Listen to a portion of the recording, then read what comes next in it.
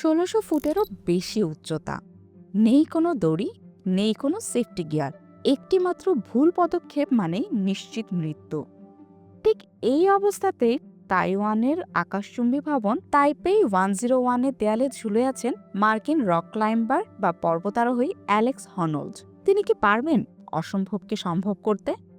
গত রবিবার প্রায় ১.৫ ঘন্টার এক রুদ্ধশ্বাস অভিযানে ইতিহাস গড়লেন মার্কিন পর্বতারোহী অ্যালেক্স হনল্ড। নিচ থেকে হাজার হাজার ভক্ত যখন রুদ্ধশ্বাসে তাকিয়ে আছে, তখন হনল্ড একের পর এক ধাপ পার করে উপরে উঠছেন। শুরুতে দর্শকরা ভয় পেলেও হনল্ডের আত্মবিশ্বাস দেখে তারা অবাক না হয়ে পারলেন না।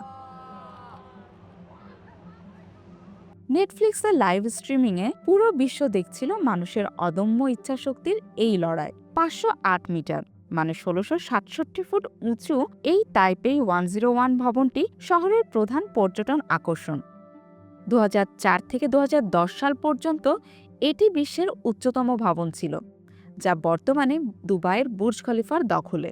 অবশেষে যখন তিনি ৫০০ মিটারেরও বেশি উঁচুতে ভবনের চূড়ায় পৌঁছালেন, তখন তার মুখে ছিল বিজয়ের হাসি। তার প্রথম কথাটিই ছিল অসাধারণ। আগের দিন বৃষ্টির কারণে মিশন পিছিয়ে গেলেও লক্ষ্য থেকে এক চুলো নড়েননি তিনি। তার ভাষায়, তাইপেই শহরকে দেখার এর চেয়ে সুন্দর উপায় আর হয় না। জানেন, আমি ১০ বছরেরও বেশি সময় আগে প্রথম যখন তাইপেই 101 দেখেছিলাম, তখনই মনে হয়েছিল এটা তো চড়ার জন্য দারুণ একটা জায়গা। এখানে উঠতে পারলে অসাধারণ হতো। কিন্তু সেই সময় আসলে এটি চড়ার সুযোগ হয়ে ওঠেনি। সত্যি বলতে প্রথম কাউকে কিছু না জানিয়েই এখানে উঠতে চেয়েছিলাম, কারণ আমার মনে হয়েছিল যে আমি এটা পারবো। কিন্তু এরপর ভবনটির প্রতি সম্মান এবং যারা আমাকে এটি দেখার সুযোগ করে দিয়েছিলেন সেই দলের মানুষগুলোর প্রতি শ্রদ্ধাবোধ থেকে আমি ভাবলাম অনুমতি ছাড়া এখানে চড়া ঠিক হবে না।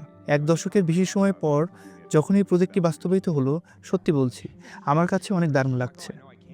একসময় বিশ্বের উচ্চতম ভবন থাকায় এই তাইপেই 101 এর আগেও অনেকে জয় করেছেন। ২০০৪ সালে ফরাসি স্পাইডারম্যান অ্যালেন রবার্ট এখানে চড়েছিলেন ঠিকই, তবে তার গায়ে ছিল নিরাপত্তা দড়ি। কিন্তু হনল্ড কোনো লুকোচুরি নয়, বরং কর্তৃপক্ষ ও শহরের মানুষের প্রতি সম্মান দেখিয়ে সবার অনুমতি নিয়েই এই ফ্রি সোলো মিশনটি সম্পন্ন করেছেন। পাহাড় হোক বা আকাশচুম্বী ভবন, অ্যালেক্স হনল্ড বারবার প্রমাণ করেছেন ভয়কে জয় করতে জানলেই পৃথিবীটা পায়ের নিচে।